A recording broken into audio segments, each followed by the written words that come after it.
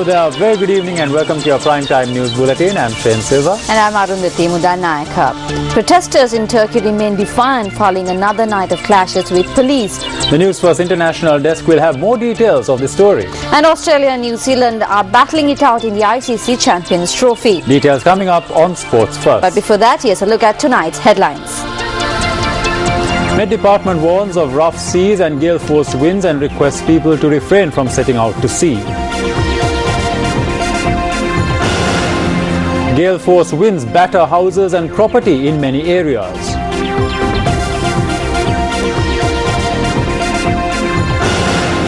Gems and jewellery valued at over 40 million rupees seized at the Matala International Airport.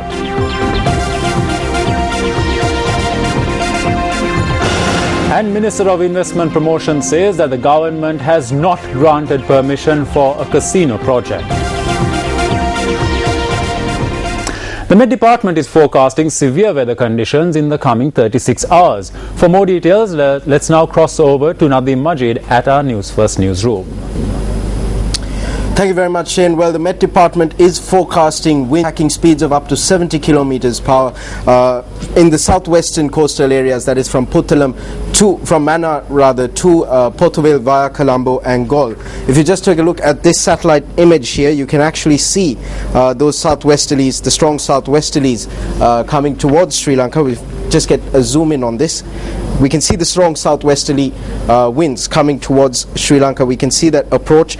So the Met Department has warned fishing and naval communities to refrain from setting out to sea, as the sea areas from Mannar to Port Vale via Colombo and Galle will be rough and dangerous. Meanwhile, the department is also forecasting that the southwesterly winds will strengthen at times over the central hills of Sri Lanka, and therefore especially on the western slopes of the central hills of Sri Lanka, and therefore they also want people in those areas to proceed with caution. The Met Department is also forecasting intermittent showers, and in some areas showers packing rainfalls of up to 100 millimeters in areas in the western, Sabaragamuwa, central and southern provinces, and also in the Puttalam and Kurunegala districts. Of course, here at News First we are continuing to monitor the developments in the weather situation, and we'll continue to keep our viewers informed. But for the moment, it's back to you at the main news desk, Shane. Thank you, Nadeem, for that update. Well, in the meantime, strong winds were experienced in several parts of the island overnight. These gale force winds caused severe property damage in some areas. The Disaster Management Centre said that several incidents of roads being blocked by trees uprooted by the winds were also reported. The western province was the worst affected by the gale force winds. A number of homes on the Sitalena road in Avisavilla were damaged by fallen trees.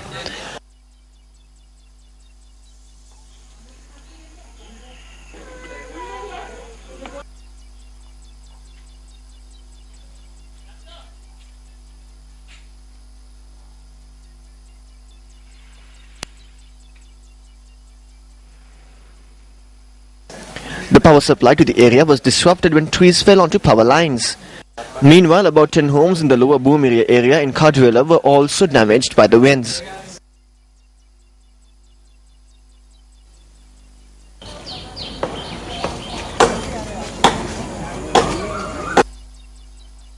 The gale force winds experienced last night damaged about 10 homes in Potapitia, Wadua.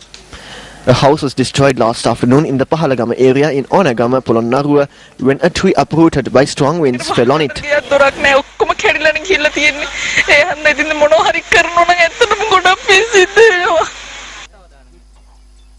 7 residences in a line house scheme in Potapitia, Kandy were also damaged when a tree fell onto them. 2 people were injured in the incident. Our reporter adds that one of the injured is receiving treatment in the intensive care unit of the Kandy hospital. Low-lying areas in Hatton, including the Hatton Police Grounds, were flooded following the heavy showers in Hatton last night. A number of houses near the Coville on the Hatton-Dikwe Road were also inundated. Fallen earth embankments on the Hatton-Norelia Road caused transport disruptions. A school bus and a van were damaged when a tree collapsed in the Norelia town. A motorcyclist was injured in the incident.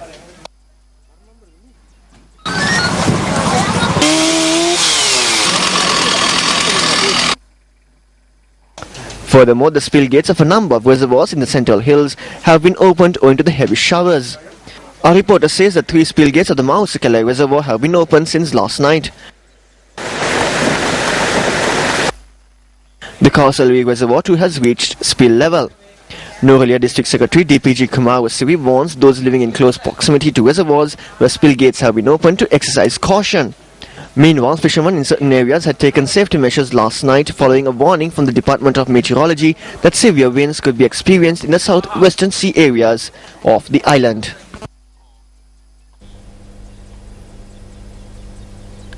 News First U reporters also sent in footage of the severe weather conditions and the aftermath.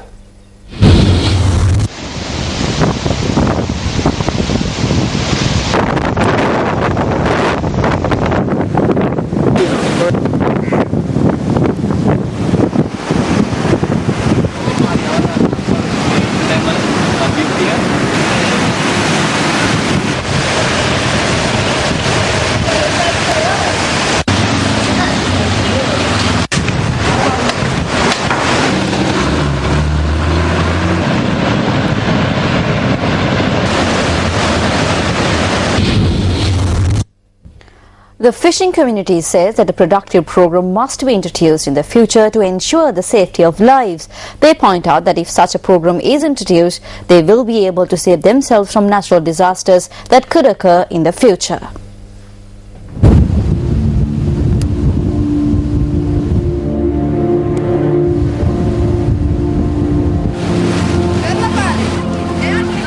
While the lives of fishermen are bound with the winds, it is also an invaluable resource in their trade.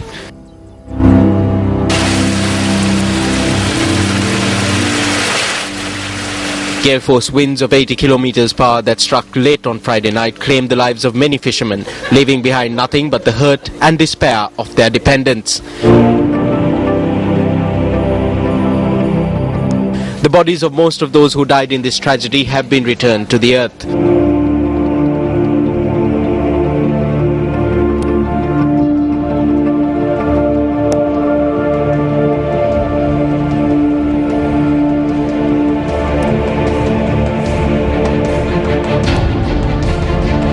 As of today, the number of deaths reported to the Ministry of Fisheries and Aquatic Resource Development was 49. However, this morning, the Disaster Management Centre said the number of dead had risen to 54. No information has come to light as yet on the fate of 10 fishermen who set out to sea from the Kalutara and Gaul districts.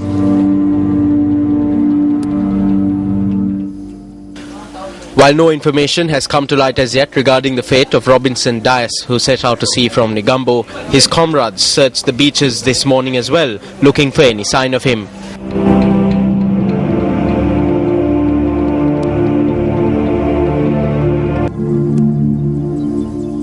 No information has come to light of the fate of 37-year-old H.D. Premasiri from Payagala either.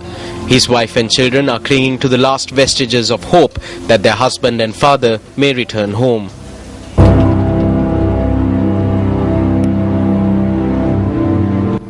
"62-year-old Deesan Vilgoda, who set out to sea from Payagala, is still missing.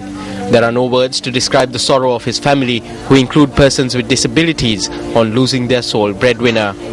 Fishermen across the island have expressed their disappointment over the failure of the relevant institutions to give them sufficient warning. Fishermen who gathered at the Kuttiduwa Fisheries village in Negombo too called for a program that would ensure their safety at sea. The fishing community, who are asking that relief be provided to the aggrieved families, call on the authorities to cease their tug of war and resolve the issues. I wish to clearly state why these ministries have been divided. Issuing announcements and issuing warning signals are two different systems. Media institutions will bear witness. I hold a clear opinion regarding this task. A committee has been appointed and it is making inquiries. If there has been a shortcoming on my part, then I am not like other ministers. I do not need to remain in my position. I have no wish to cling to the position. Let's now take a look at the newspaper cartoon of the day, which we selected from amongst today's English newspapers.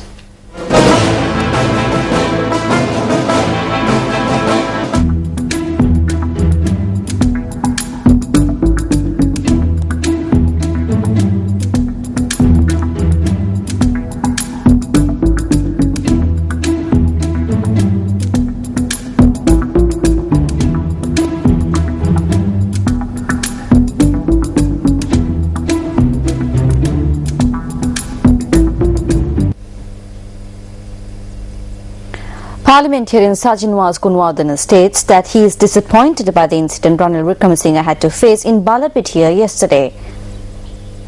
මම පළවෙනියෙන්ම කනගාටු වෙනවා විපක්ෂ නායකතුමාට මෙවැනි අකරතැබ්බයකට මුහුණ දීම. I am disappointed that the opposition leader had to face such an ordeal. I saw what happened when the honourable opposition leader arrived at the Balapitiya electorate to attend the funerals. Shock can give rise to anger. As the Balapitiya electorate organiser, I am disappointed by what opposition leader Ranil Wickremesinghe encountered. I request the opposition leader to visit this electorate if he wishes after 3 or 4 days once the people settle down. I request him to come and see what the government has done. එතුමාගෙන් ඉල්ලා සිටිනවා යලිත් වරක් ඕනනම් එන්න අපේ ආසනය තුලට දවස් 3-4ක් ගියාන් පස්සේ මේ මිනිස්සු තැම්පත් වුණාන් පස්සේ ඇවිල්ලා බලන්න අපේ රජය විසින් අපි කුමක්ද කරලා තියෙන්නේ කියලා. Convening a media briefing today, the leader of the Democratic Party, former Army Commander Sarath Fonseca, expressed his condolences to the families of fishermen who lost their lives in the recent extreme weather conditions. හදපත්ලෙම්ම නැගෙන කනගාටුව ශෝකය ප්‍රකාශ කරනවා උන්ටත් තුන ඉරණම ගැන. We express our heartfelt condolences on the fate that befell them. In this tragedy, we see that those in the government have not carried out their responsibilities. The government cannot give various excuses, palm this off on the Department of Meteorology and evade this issue. Even if there was a delay on the part of the Met Department, the government must take responsibility for the safety and security of the people. Ministers and parliamentarians say they are going to pay compensation, but the lives that were lost cannot be brought back. රජයේ මැතිවතුරු ගිහිල්ලා වන්දි මුදල් ගෙවනවා වැනි ප්‍රකාශ කරලා ඒ වටිනා ජීවිත අහිංසක ජීවිත නැවත ලබා දෙන්න. The BBC World Service reports that Australian authorities suspect that a group of close to 50 Sri Lankans who attempted to reach Christmas Island by boat may have drowned. Meanwhile, the Australian Maritime Safety Authority, or AMSA, says that there are reports that another boat carrying illegal migrants has sunk near Cocos Island. AMSA said that 2 aircraft are currently searching for the sunken vessel. The vessel is believed to have sunk 260 nautical miles north of Cocos Island. Meanwhile, news first came across a naval engineer who was aboard a ship that rescued a group of illegal migrants whose vessel was found adrift in the Indian Ocean between Indonesia and Australia. He is Ayat Upali Ananda, an engineer aboard the vessel MV Al Shuwaik. When we were travelling from Dubai to Australia, we received a message from Australia that a Sri Lankan boat and its crew were adrift about 250 kilometers from Indonesia. They would have died if they had remained adrift for another 2 to 3 days. There were 5 women and 2 of them were pregnant. They could not even get onto the ship. We got them on board with the aid of a cargo net. There was a 3-year-old child and 2 7-year-olds. If the sea had been rough, the boat would have capsized. They were hiding in fish tanks. There were 2 or 3 gas tanks. This boat had broken down and was adrift for almost a month. The boat would have sunk in 2 more days. A part of the boat was broken owing to rough seas. I asked them why they came this way and they said there was nothing they could do, that the cost of living was too high and that it was difficult to live. This is what they said. I have been in Australia since 1985. The job is not easy. They asked that they be taken to Australia, but the next day we received a call saying not to bring them to Australia but to hand them over to Indonesia. On the 31st of December, we spoke to Indonesian Rescue Operation Unit and got a boat. We handed them over to this boat.